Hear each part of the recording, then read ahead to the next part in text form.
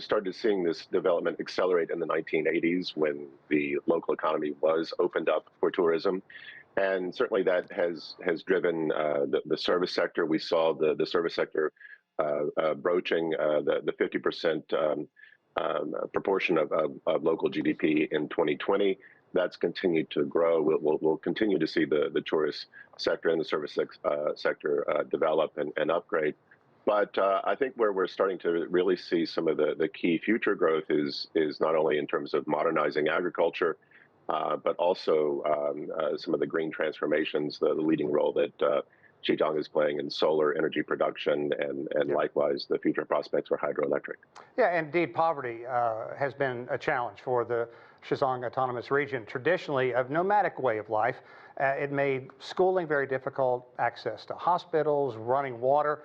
How much has it changed, and what has it done to the population in that region?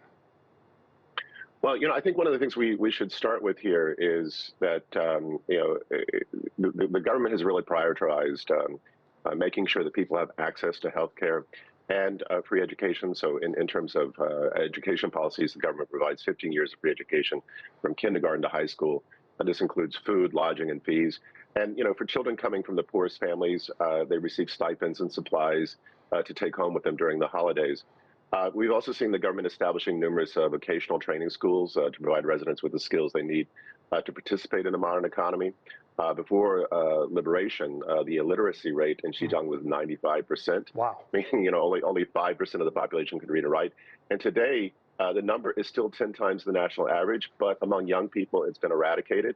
So here we can see how education programs are aiming to break the cycle of poverty. Another indicator that you mentioned in part in the lead-in is that life expectancy has dramatically increased. Before liberation, it was around 35 years of age. Today, it exceeds 72 years, a number that is expected to continue to climb towards the Chinese national average of 78. But that said, there are two interesting points to make.